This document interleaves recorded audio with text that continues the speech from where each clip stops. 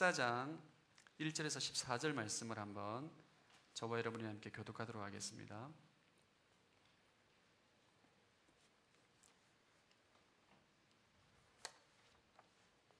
출애굽기 14장 1절에서 16절까지입니다. 제가 먼저 읽겠습니다. 그때 여호와께서 모세에게 말씀하셨습니다. 이스라엘 백성들에게 돌아서서 믹돌과 바다 사이에 비하이로납 곧 바알스본 맞은편 바닷가에 진을 치라고 해라. 그러면 바로가 속으로 이스라엘 백성들이 이 땅에서 정신없이 떠돌다가 광야에 갇혀버렸다라고 생각할 것이다. 그러면 내가 바로의 마음을 강박하기에 그들을 쫓아가게 할 것이다. 그러나 내가 바로와 그의 모든 군대를 통해 영광을 얻게 될 것이며 이집트 사람들은 내가 여호와인 줄 알게 될 것이다. 그래서 이스라엘 백성들은 여호와의 말씀대로 했습니다. 한편 이집트 왕은 이스라엘 백성들이 도망쳤다는 말을 전해 들었습니다. 그러자 바로와 그의 신하들은 이스라엘 백성들에 대한 마음이 바뀌어 우리가 이스라엘 백성들을 내보내어 일손을 잃어버리다니 도대체 우리가 무슨 짓을 한 것인가 라고 말했습니다.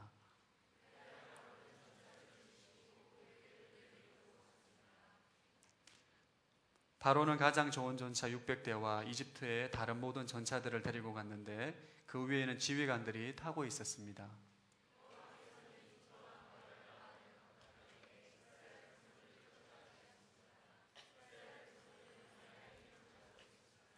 그러나 이집트 사람들 곧 모든 바로의 말, 전차, 마병 그리고 군대가 바알스본 앞 비하이론 옆에 있는 바닷가에 진을 치고 있는 이스라엘 백성을 따라잡았습니다.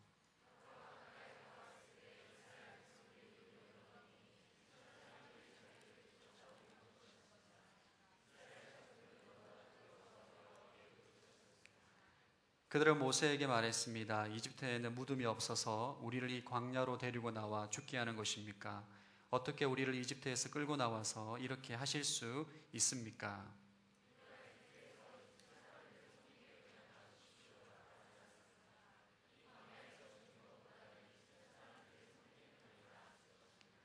모세는 이스라엘 백성들에게 말했습니다. 두려워하지 말라. 굳게 서서 여호와께서 오늘 너희에게 베푸실 구원을 보라. 너희는 이 이집트 사람들을 다시는 보지 못할 것이다.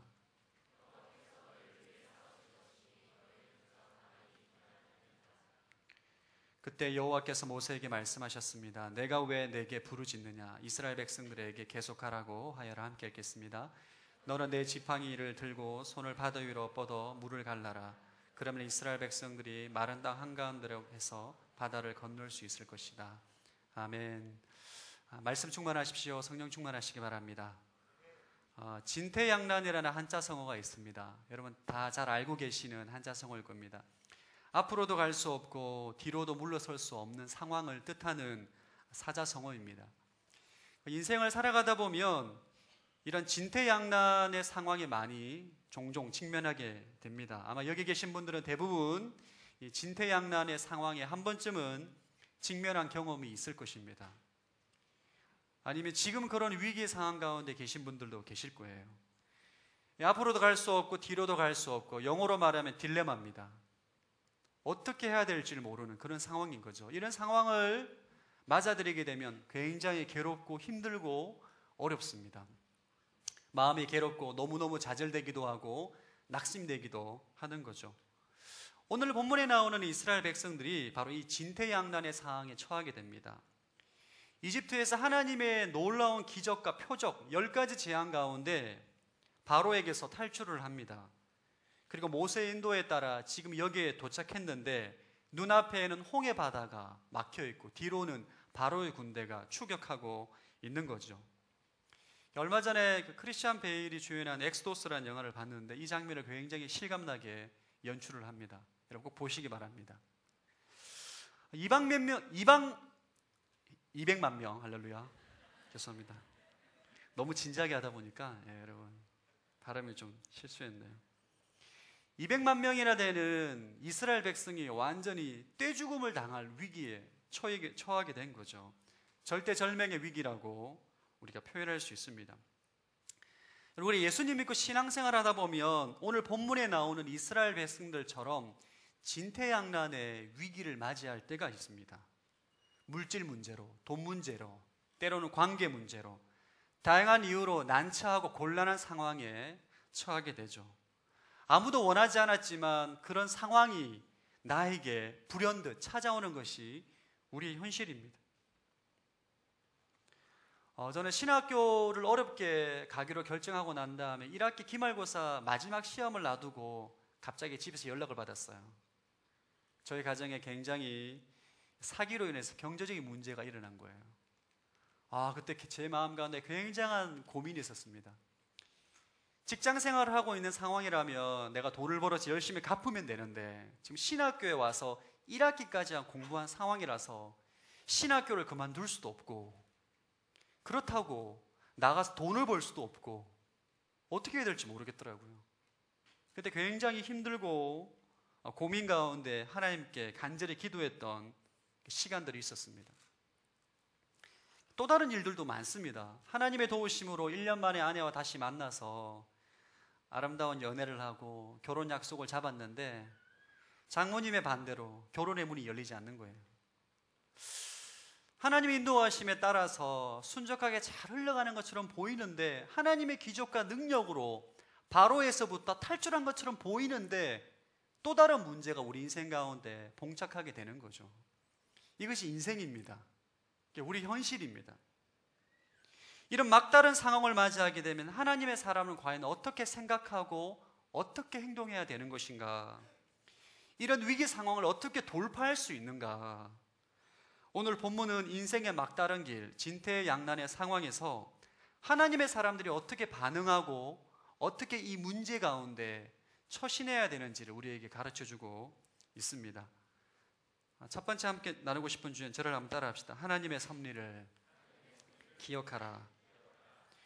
우리가 대개 이런 진퇴양난의 상황에 처하게 되면 많은 사람들이 좌절하고 낭망합니다. 이게 일반적인 사람들의 특징이에요. 근데 하나님의 사람들은 이런 진퇴양난의 상황, 인생의 막다른 길에 놓이게 되면 하나님의 섭리가 무엇인지를 기억해야 돼요. 이것이 바로 신앙입니다. 지금 내가 닥쳐 있는 이 어려운 상황 가운데 하나님의 섭리와 하나님의 숨겨진 비밀이 있을 것이다. 이것을 기억해야 됩니다. 우리 2절 말씀 한번 읽어보겠습니다. 2절 시작. 이스라엘 백성들에게 돌아서서 믹돌과 바다 사이에 비아히롯 앞 곧 바알스본 맞은편 바닷가에 진을 치라고 하여라. 지금 하나님께서 이스라엘 백성들에게 바알스본 맞은편 바닷가 앞에 진을 쳐라. 이 위치가 정확히 어딘지 잘 몰라요. 지금도. 그러나 홍해 바다 앞에 진을 치라는 것은 하나님의 명령입니다.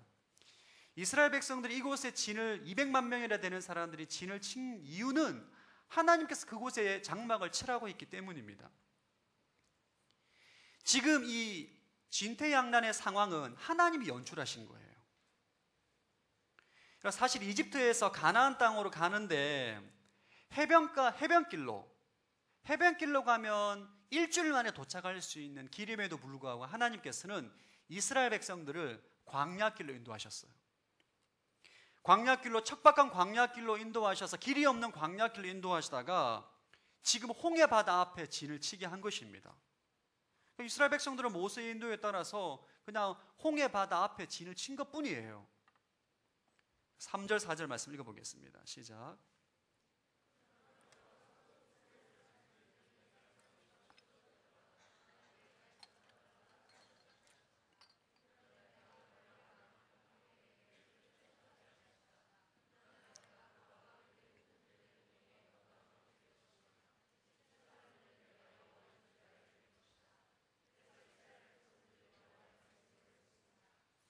이스라엘 백성들은 홍해바다 앞에 진을 치게 하고 바로의 마음을 다시금 강박하게 합니다.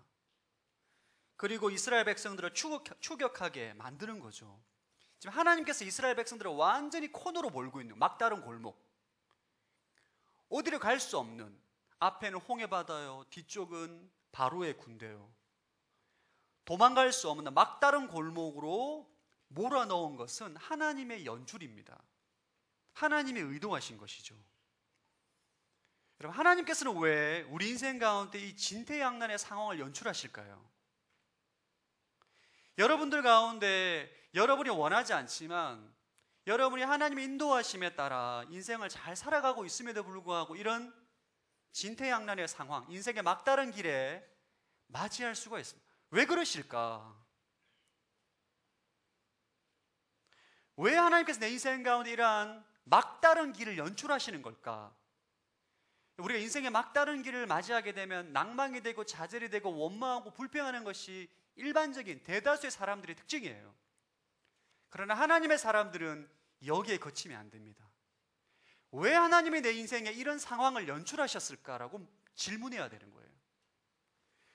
왜 하나님은 홍해바다 앞에 이스라엘 백성들을 진을 치게 하시고 바로의 군대로 추격하게 하는 이 진퇴양난 위기 상황을 연출하셨을까? 이유가 있습니다. 4절 말씀 한번 읽어보겠습니다. 4절 시작. 그러면 내가 바로의 마음을 강팍하게 그들을 쫓아가게 할 것이다. 그러나 내가 바로와 그 모든 군대를 통해 영광을 얻게 될 것이며 이집트 사람들은 내가 여호와인 줄 알게 될 것이다. 4절에 영광의 동그라미를 해주시기 바랍니다. 내가 여호와인 줄 알게 될 것이다. 줄을 그어주시기 바랍니다. 하나님께서 왜 이런 상황을 연출하셨는가? 하나님의 영광을 드러내기 위함입니다. 바로의 군대, 이 악인들을 심판하시고 이스라엘 백성들을 구원하심으로 인해서 당신의 영광을 드러내기 위해서 이러한 상황을 연출하셨다는 거예요. 오늘 본문에서 우리는 중요한 사실 한 가지를 발견합니다. 뭐냐 하면 하나님은 당신의 영광을 드러내기 위해서 우리에게 고난을 허락하신다는 거예요. 하나님의 주권, 하나님의 능력, 하나님의 되심을 드러나기 위해서 우리 인생 가운데 이러한 막다른 길을 연출하신다는 거예요. 이것을 기억하셔야 돼요. 하나님은 이 땅 가운데 가지고 있는 가장 큰 관심사는 하나님의 영광입니다. 그분은 선하시고 인자하시고 우리를 사랑하시고 긍휼이 풍성하신 하나님이신데 하나님은 당신의 영광을 우리에게 이 세상에 열방 가운데 드러내기를 원하신다는 거예요. 이 하나님의 영광을 위해서 우리 인생 가운데 고난을 주신다라는 것을 인정하지 않는 사람은 내 인생 가운데 찾아오는 고난을 해석할 수가 없습니다, 여러분. 아니, 하나님의 영광을 위해서 나에게 이러한 고난을 주실 수 있습니까? 고통을 주실 수 있습니까? 라고 따지고 인정하지 않는 사람은 내 인생 가운데 찾아오는 하나님의 섭리를 이해할 수가 없어요. 주님, 나에게 왜 이런 고난을 주십니까? 주님, 나에게 왜 이런 시련을 주십니까? 주님, 내 인생 가운데 왜 이런 어려움을 허락하십니까? 하소연하고 부르짖어도 여러분이 하나님의 영광의 관점을 가지고 있지 않으면 해석되어지지가 않습니다. 여러분은 하나님의 영광이라는 관점을 가지고 있어야 돼요. 저를 따라합시다. 우리 인생의 목적은 하나님의 영광이다. 여러분, 세상 사람들은 이게 말이 안 됩니다. 세상 사람들이 살아가는 이유는 내가 잘 먹고 잘 살기 위해서예요. 그리스도인이 살아가는 이유는 하나님의 이름이 더 높아지는 것입니다. 할렐루야. 이것이 우리 인생에 살아가는 목적이에요. 여러분이 인정하든 인정하지 않든 이것은 진리입니다. 교회를 다니지만 예수를 믿고 신앙생활하지만 내가 이 땅 가운데 살아가는 인생의 목적은 내가 잘 먹고 잘 사는 것이다 라는 사고를 가지고 있는 사람은 성경에서 말하는 하나님의 사람의 하나님 백성의 정체성을 모르고 있는 거예요. 여러분, 하나님은 우리를 통해서 당신이 영광받기를 간절히 원하십니다. 이것이 진리예요. 여러분은 내 인생 가운데 찾아오는 고난과 시련과 진퇴양난의 상황에서 하나님의 영광이라는 관점을 가지고 여러분의 삶을 해석할 수 있는 거예요. 여러분, 하나님의 영광의 관점이 없으면 절대 욥의 고난을 이해할 수 없습니다. 욥은 하나님의 영광을 위해서 자식이 죽습니다. 모든 재산이 다 탈취를 당합니다. 몸에 질병이 생깁니다. 세상 사람들은 절대 이해할 수 없고 받아들일 수 없어요. 그러나 그리스도인은 하나님의 영광을 위해서 그 고난을 감당할 수 있다는 거예요. 태어날 때부터 소경인 실로암 맹인, 그는 하나님의 영광을 위해서 태어날 때부터 소경이었습니다. 우리가 인생 가운데 여러분이 결혼을 하고 자녀를 낳았는데 자녀가 건강하지 않다, 하나님의 영광의 관점이 아니면 이것을 해석하고 받아들일 수가 없는 거예요. 주님, 왜 우리 가정 가운데 이러한 연약한 사람을 허락하셨습니까? 개신교 선교사들 가운데 최초로 순교한 선교사가 토마스 선교사님이라는 분이 계십니다. 여러분, 그분은 원래는 중국 선교사로 오셨어요. 중국 선교사로 오셨는데 중국에서 와이프가 순교를 하게 됩니다. 그 사건으로 인해서 조선 땅에 선교하러 들어오게 되는데 그분은 배에서 내리자마자 창에 찔려 죽습니다. 세상의 관점에서 볼 때는 너무나 허망한 죽음인 거죠. 공부를 굉장히 많이 하는 엘리트예요. 똑똑하고 뛰어난 인재입니다. 그런데 배에서 내리자마자 창에 찔려 죽고 성경책 한 권을 남기고 떠나게 됩니다. 이러한 사건은 하나님의 영광이라는 관점에서 해석하지 않으면 절대로 받아들일 수 없어요. 여러분, 사도행전에 나오는 수많은 사도들의 삶을 보십시오. 예수 그리스도의 복음을 위해서 고난에 동참합니다. 예수 그리스도의 이름이 높아지는 것이 인생의 목적인 거죠. 나의 고난을 통해서 예수 그리스도의 영광과 복음이 전해진다면 그것은 은혜다 라고 고백을 하는 거죠. 전 여러분의 인생의 목적이 하나님의 영광에 있음을 기억하기를 축복합니다. 여러분이 인생을 해석하기를 원하신다면 하나님의 영광이라는 관점을 가지면 모든 인생이 해석이 됩니다. 여러분의 과거가 다 해석이 돼요. 지금 여러분 삶 가운데 찾아온 고난과 역경과 시련과 진퇴양난의 상황이 해석이 됩니다. 그리고 주의 영광을 위해서 지금 찾아온 고난과 역경을 감당할 수 있는 힘이 생기는 거예요. 이 땅에서 당하는 고난은 장차 우리 가운데 임할 하나님의 영광과 풍성함에 대해서 비교할 수가 없기 때문인 거죠. 사랑하는 여러분, 지금 여러분의 인생 가운데 막다른 길에 봉착하여서 어려움 가운데 있는 분들이 계시다면 하나님의 섭리를 기억하기를 축복합니다. 하나님은 여러분을 통해서 하나님 자신의 영광을 드리기를 원하시는 거예요. 여러분들이 하나님 섭리를 받아들이시기를 축복합니다. 아멘. 우리 옆 사람에게 당신의 사는 목적은 하나님을 위해서입니다. 한번 축복하겠습니다. 여러분, 다시 말씀을 드리지만 우리 인생의 목적이, 그리스도인의 인생의 목적이 하나님의 영광으로 바뀌지 않으면 여러분 신앙생활에 끊임없는 갈등이 생깁니다. 여러분은 하나님을 위해서, 그리스도를 위해서, 주의 영광을 위해서 수고하고 헌신하고 섬길 때에 여러분 인생에 아름다운 꽃이 피는 거예요. 지난주에 말씀을 나눴던 그리스도 안에 있는 풍성한 삶을 누리게 될 줄로 믿습니다. 두 번째 나누고 싶은 주제 따라합시다. 구원의 주님을 바라보라. 사람들이 진퇴양난의 상황에 놓이게 되면, 막다른 길에 놓이게 되면 다음과 같은 특징이 나타납니다. 우리 10절 말씀 한번 읽어보겠습니다. 10절 시작.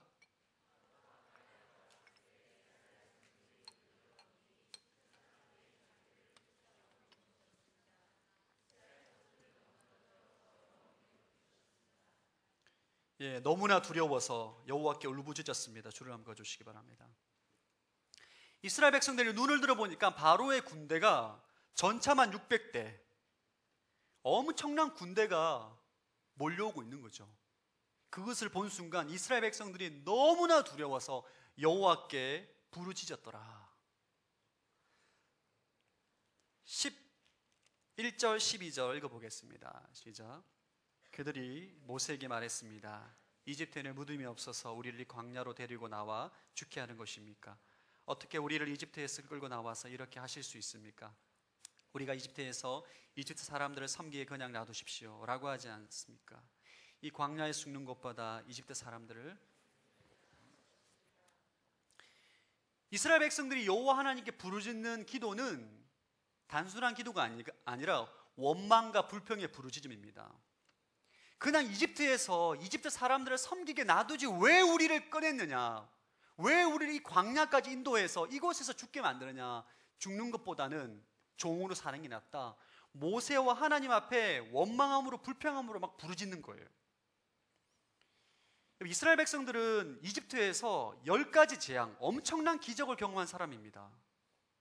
인류 역사상 이러한 기적을 경험한 사람이 없어요. 전무후무한 사람들이에요.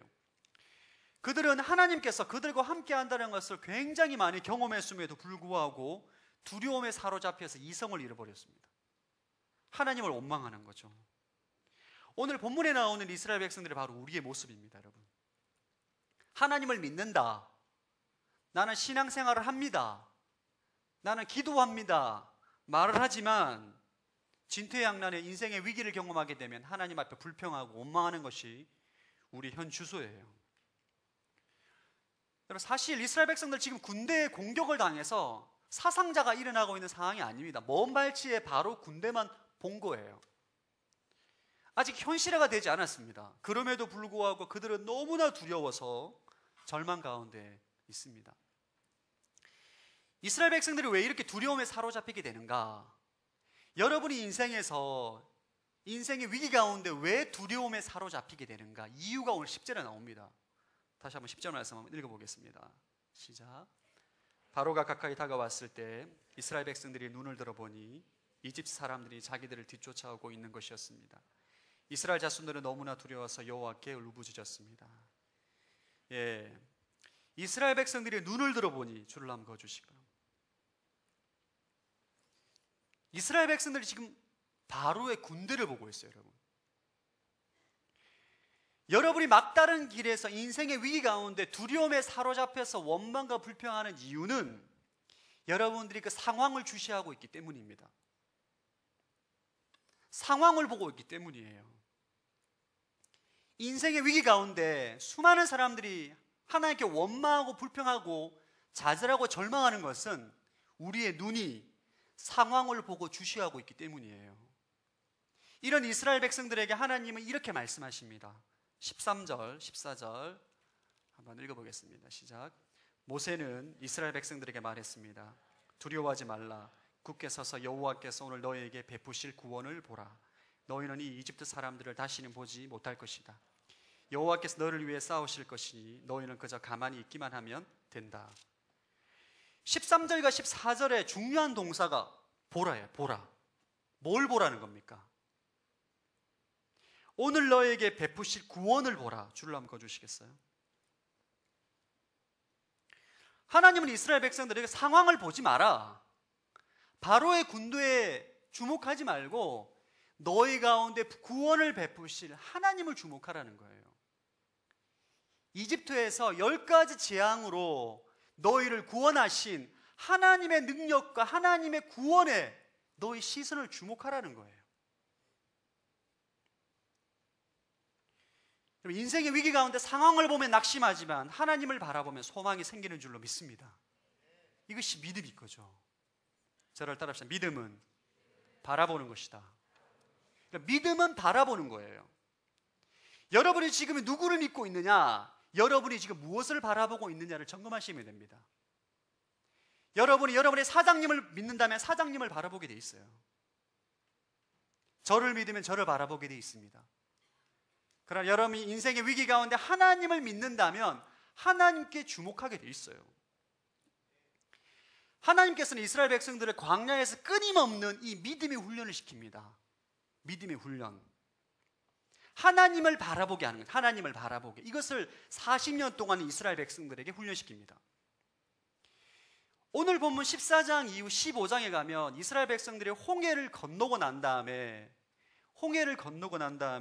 수르 광야로 하나님께서 인도하시는데 그곳에는 물이 없습니다. 3일 전에 홍해가 갈라지는 기적을 경험하고 난 다음에 수르 광야에 도착했는데 3일 동안 물이 없는 거예요. 너무 목마른 거죠. 그러다가 마라라는 지역에 도착했는데 그곳에 물을 먹었는데 쓴물인 거예요. 이때 이스라엘 백성들이 하나님께 굉장히 원망하고 불평합니다. 지난번 3일 전에 홍해 사건을 경험했음에도 불구하고 또 잊어버린 거예요. 상황을 보는 거죠. 쓴물밖에 없는 광야를 보고 또 하나님께 원망하고 불평합니다.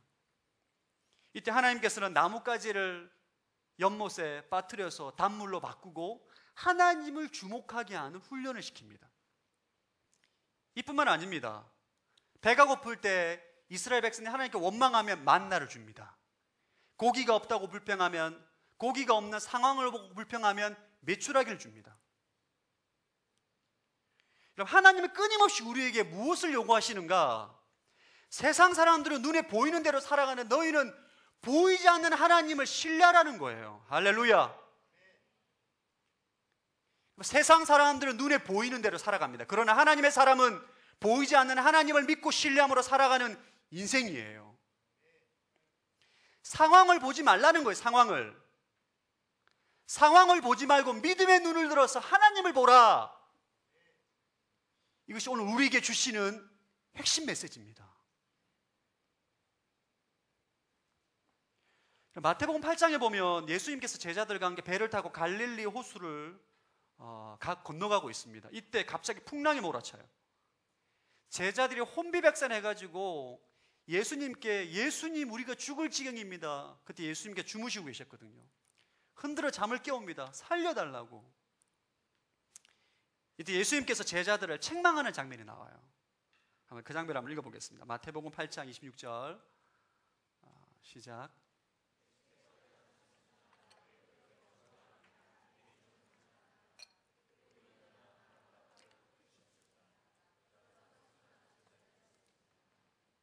주님께서 뭐라 말씀하시느냐? 왜 이렇게 무서워하느냐? 두려워하느냐? 믿음이 적은 자들아. 여러분 지금 인생의 문제를 가지고 기도하고 있는데 두려움으로 기도하는 것은 믿음이 없는 거예요. 여러분 안에 지금 두려움이 있고 무서움이 있다는 것은 하나님을 믿지 않는 것입니다. 하나님께서 뭐라고 책망하느냐? 믿음이 적은 자들아. 믿음이 없다는 거예요. 예수님이 나와 함께 하시기 때문에 절대 우리가 탄 배는 파손되지 않는다. 이 믿음을 가져야 되는데 제자들이 믿지 못하는 거죠. 사랑하는 여러분, 우리 마음 안에는 부활하시고 살아계신 예수 그리스도가 계십니다. 믿으십니까? 우리는 예수님과 함께 한 배를 탄 인생이에요. 할렐루야. 우리는 예수님은 나와 영원히 함께 하시기 때문에 우리는 절대 망하지 않습니다. 믿으십니까? 옆 사람, 당신은 절대 망하지 않습니다. 축복하겠습니다. 다시, 당신은 절대 망하지 않습니다. 영혼 있는 멘토로 해주십시오.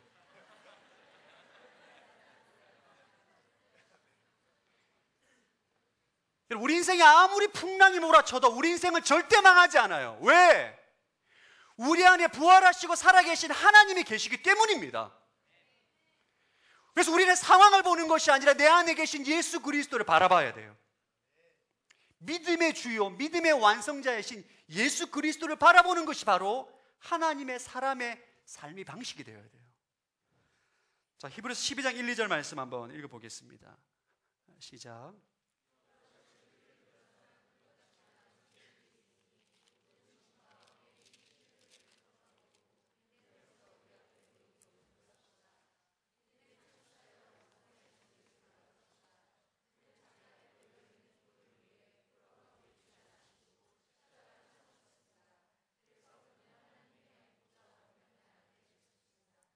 우리가 이 땅에서 믿음의 경주를 하기에는 수많은 인내가 필요합니다. 여러분이 믿음의 사람으로 이 땅 가운데 살면서 천국 갈 때까지는 수많은 믿음의 경주가 필요해요. 인내가 필요하다는 거죠. 때로는 고난이 있고 풍랑이 몰아치고 진퇴양난의 상황에 놓이기도 하고, 이때 우리에게 필요한 것은 믿음의 창시자요, 믿음의 완성자이신 예수 그리스도를 바라보는 거예요. 이것이 오늘 출애굽기 14장 말씀을 통해서 우리에게 주시는 메시지입니다. 진퇴양난의 상황에서 우리가 무엇을 해야 되는가? 주님을 바라봐야 돼요. 상황을 보는 것이 아니라 믿음의 눈을 들어서 살아계신 하나님, 예수 그리스도를 바라보는 거예요. 여러분, 모세 노뱀 사건 잘 아실 것이면 독사에 물려 죽어가는 상황 가운데 하나님께서 노뱀을 바라보라. 그러면 독사의 독이 사라지고 살게 될 것이다. 실제로 독사에게 물려서 죽어가는 인생이 노뱀을 바라보았을 때 독이 사라집니다. 질병이 고침을 받게 되는 거죠. 마찬가지 우리 인생 가운데 찾아오는 수많은 문제가 있을 때 십자가에 달린 예수 그리스도를 바라볼 때에 우리 인생의 모든 문제가 해결되는 줄로 믿습니다. 인생의 모든 문제가 예수님을 바라볼 때 해결되는 거예요. 이것을 믿으시기를 축복합니다. 예수를 바라볼 때 물질의 문제가 해결됩니다. 예수를 바라볼 때 관계의 문제가 해결됩니다. 예수를 바라볼 때 부동산의 문제가 해결됩니다. 제 경험이에요. 예수님을 바라볼 때 결혼 문제가 해결이 됩니다. 해결이 돼요. 예수를 바라볼 때 우리 인생의 모든 죄의 문제가 해결이 된다고요. 에이, 목사님 말이 안 되는 소리 하지, 말이 안 되는 얘기 하지 마십시오. 어떻게 예수님을 바라보는데 지금 눈에 보이지도 않는 예수, 내 마음 안에 있다 그 바라보는데 상상하며 생각하는데 어떻게 내 인생 가운데 있는 이 문제가 해결되겠냐고. 회사의 문제가 해결이 될 것이며 자매와의 관계 문제, 형제와의 관계 문제, 부부간의 문제, 고부간의 문제, 이게 어떻게 해결이 되냐고 말할 수 있겠죠. 제가 다시 질문하겠습니다. 여러분, 하나님을 바라보니 어떻게 홍해 바다가 갈립니까? 노뱀을 바라보니 어떻게 내 몸에 있는 뱀의 독이 사라집니까? 어떻게 하나님을 바라보는데 요단강이 갈라집니까? 말이 안 되는 거죠. 말이 안 돼요. 이게 복음이에요. 인간적인 이상으로는 진짜 말이 안 됩니다. 말이 안 된다고. 근데 주님께서 그 길을 여신 거예요. 너희들 인생 가운데 있는 모든 문제, 너희들 노력으로 안 된다는 거죠. 우리 노력으로 안 됩니다, 여러분. 의지가 약한 사람은 안 돼요. 체력이 아무리 강해도 해결되는 문제가 있고 해결 안 되는 문제가 너무 많습니다. 주님께서 우리에게 주신 복음이 뭐예요? 십자가에 달린 예수 그리스도를 바라보라. 인생의 모든 문제가 해결될 것이다. 아멘. 오늘 출애굽기 14장에서 말씀하시는 핵심 메시지입니다. 예수 그리스도를 바라보라. 여러분 지금 무엇을 바라보고 있습니까? 바로의 군대를 바라보고 있습니까? 아니면 홍해 바다를 바라보고 있습니까? 아니면 광야의 돌멩이를 바라보고 있습니까? 상황을 보면 여러분 절대 답이 나오지 않습니다. 낙심만, 절망만 찾아올 뿐이에요. 놀라운 것은 예수 그리스도를 바라볼 때 주님께서 우리에게 모든 것을 주시기로 약속을 하셨습니다. 제 말이 아닙니다. 성경이 약속을 하셨어요. 이게 너무나 중요한 말씀이기 때문에 제가 반복적으로 나눕니다. 제가 너무너무 좋아하고 제가 성경에서 가장 좋아하는 말씀 중에 하나입니다. 베드로후서 1장 3절에서 4절 다 같이 한번 크게 읽어보겠습니다. 시작.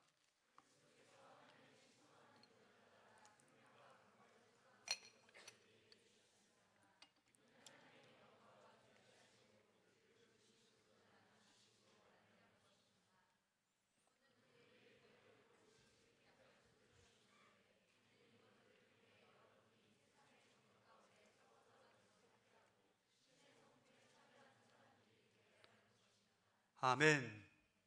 예수님께서 십자가의 죽으심으로 그리스도 안에 있는 신성한 능력에 따라 생명, 영생, 여러분이 이 땅 가운데 살아가는 모든 풍성한 삶, 생명을 우리에게 줬다는 거예요. 경건에 속한 모든 것, 예수님의 성품, 인격, 믿음, 권세 다 줬다는 거예요. 어떻게 받습니까? 믿음으로 받는 거예요. 이게 너무 말이 안 됩니다. 노뱀 사건과 똑같은 거예요. 어떻게 내가 뱀의 독으로부터 자유함을 받을 수 있습니까? 노뱀을 바라보라는 거예요.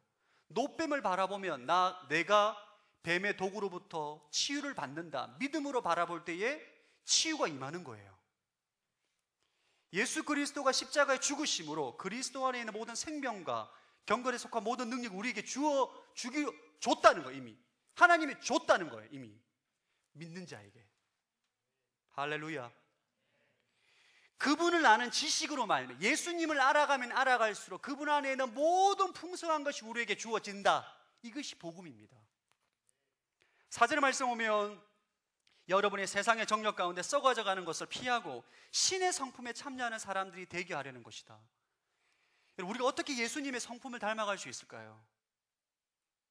그럼 저는 혈기가 제 인생 가운데 가장 큰 약점입니다. 화를 잘 내요. 경상도 사람이라서 그런 건지 혈기가 많습니다. 여러분, 제가 이 분노 문제로 굉장히 많이 고민하고 기도했기 때문에 저도 온유한 사람이 되는 게 제 굉장히 큰 기도 제목이거든요.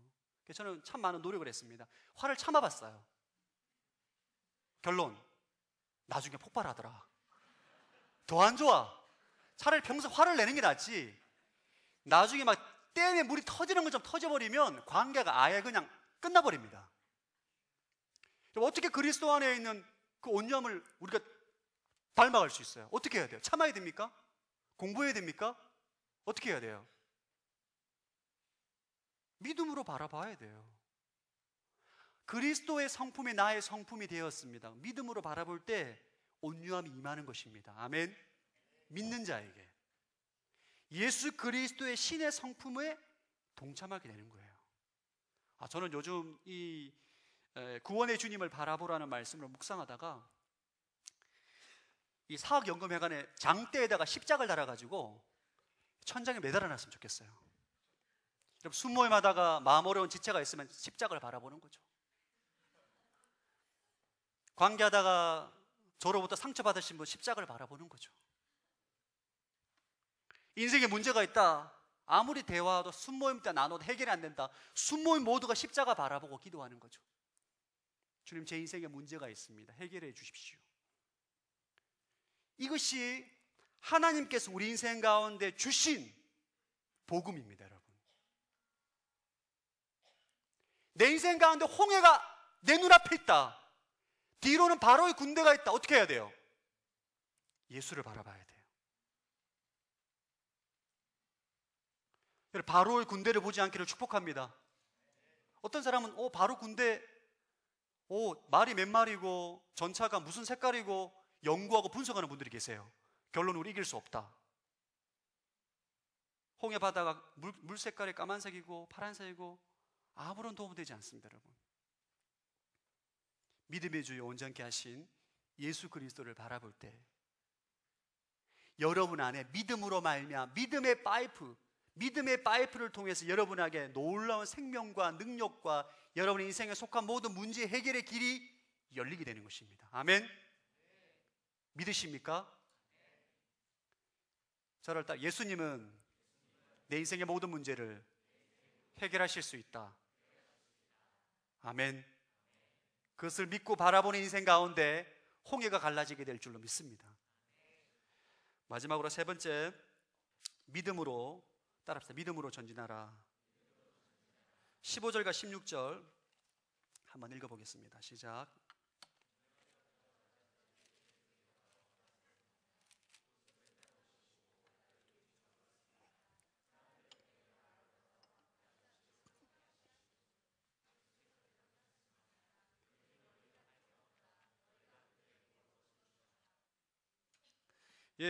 하나님께서 모세에게 너는 왜 내게 부르짖기만 하느냐, 이스라엘 백성들에게 계속 가라고 명령하라, 계속 가라고 명령을 하십니다. 진퇴양난에 놓여있는 이스라엘 백성들에게 상황을 보지 말고 구원의 주님을 바라보고 앞으로 전진하라는 거예요. 이 말씀인 거죠. 모세야, 이스라엘 백성들이 해야 될 일은 믿음으로 전진하는 것이고 내가 해야 될 일은 홍해를 길로 만드는 것이다, 이겁니다. 우리에게 필요한 건 믿고 순종하는 거예요. 믿고 전진하고 믿고 행동하고 믿고 선택하는 것입니다. 그러면 하나님께서 홍해를 길로 만들어 주시는 거예요. 할렐루야. 사랑하는 여러분, 여러분 인생 가운데 막다른 골목에 막혀서 낙심하고 좌절한 분이 계십니까? 믿음으로 주를 바라보시고 믿음으로 전진하기를 축복합니다. 길이 열리는 거예요. 여러분, 하나님은 전능하십니다. 하나님을 너무 제한하지 마십시오. 여러분, 하나님을 제한하지 마세요. 여러분이 안 된다, 내가 보기에 불가능하다, 이런 상황에서 어떻게 내가 이 문제를 해결할 수 있을까? 그건 여러분의 생각이죠. 여러분의 지혜이죠. 하나님은 수가 많으세요. 여러분, 홍해가 갈라질 줄 누가 알았겠습니까? 만약에 홍해가 갈라지지 않았더라면 하나님께서 어떻게 하셨을까? 하늘로 날아가시게 하셨을 거예요, 아마. 웃으라고 한 얘기입니다, 여러분. 하나님은 가능하세요. 우리에게 뭐가 필요하느냐? 믿음으로 전진하는 겁니다. 믿음으로 주를 바라보고 믿음으로 전진하는 거예요. 믿음으로 순종하는 것입니다. 여러분, 진퇴양난의 상황에서 우리가 어떻게 그 상황을 돌파할 수 있는가? 따라합시다. 믿음으로 돌파한다. 믿음으로 돌파하는 거예요. 오늘 메시지의 핵심, 믿음으로 진퇴양난의 상황을 돌파하는 것입니다. 요한일서 5장 4절 5절 한번 읽어보겠습니다. 시작.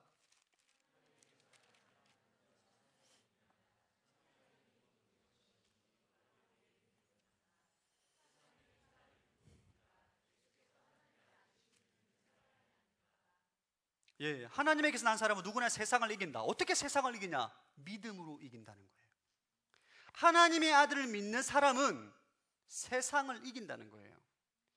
인생의 막다른 골목에서 돌파할 수 있다는 것입니다. 여러분, 여리고성이 왜 무너졌습니까? 이스라엘 백성들이 7번, 7일 동안 매일 하루에 한 바퀴씩 돌다가 마지막 날 7번 돌아서 너무 많은 사람들이 그 땅을 밟아가지고 그 땅에 문제가 일어나가지고 여리고가 무너졌습니까? 그렇지 않습니다, 여러분. 여리고는 이스라엘 백성들의 믿음으로 뚫린 거예요. 할렐루야. 다윗이 어떻게 골리앗을 무너뜨렸어요, 여러분? 다윗의 제구력? 다윗의 강속구?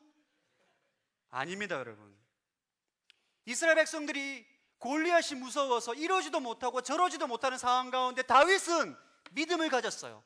하나님이 나와 함께 하시면 너 아무것도 아니다. 돌 들고 던졌죠. 아마 이렇게 던졌어도 이렇게 휘어서 그냥 가지 않았을까? 다윗의 믿음으로 골리앗이 쓰러진 거예요. 히브리서 11장 29절에는 홍해 사건을 이렇게 최종적으로 말합니다. 히브리서 11장 29절 한번 읽어볼까요? 읽어보겠습니다. 시작.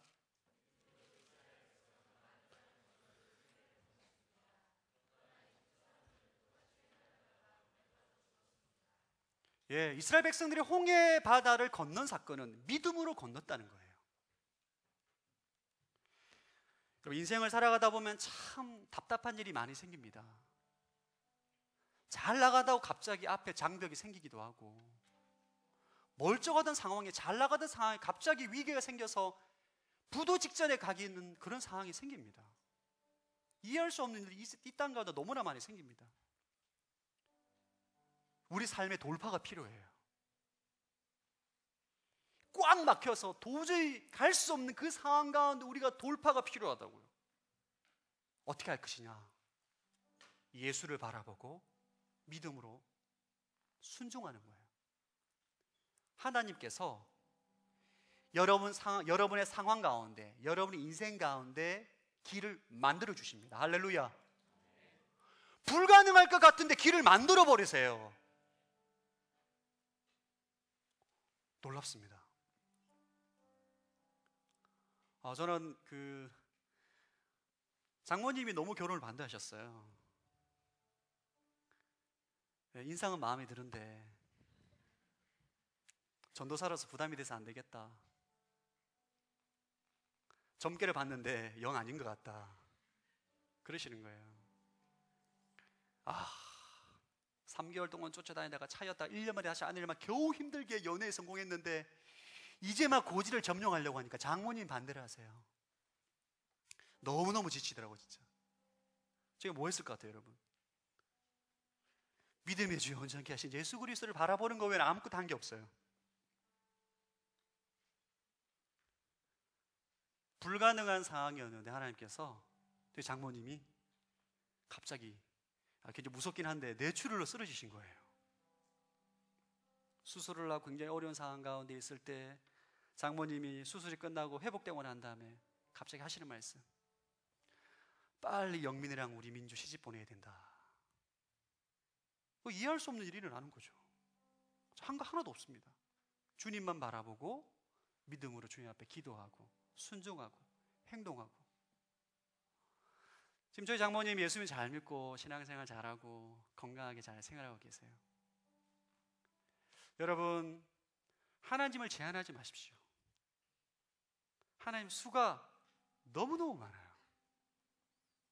권법으로 말하면 초식이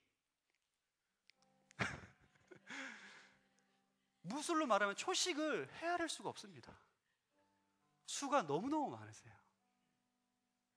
여러분, 인생의 위기 가운데 안 된다고, 실패한다고, 난 망했다라고 절망하지 마시고 전능하신 하나님, 내 인생의 모든 문제를 해결하실 수 있는 예수 그리스도를 바라보십시오. 믿음으로 순종하십시오. 여러분 앞에 먹혀있는 홍해가 길로 바뀔 것입니다. 여러분 앞에 막혀있는 여리고성이 무너지게 될 것입니다. 여러분을 가로막고 있는 골리앗이 쓰러지게 될 것이에요. 믿음으로 돌파하는 것입니다. 아멘. 여러분 삶 가운데 삶의 돌파가 있기를 주의 이름으로 축원합니다. 다 함께 일어나서 함께 찬양하겠습니다.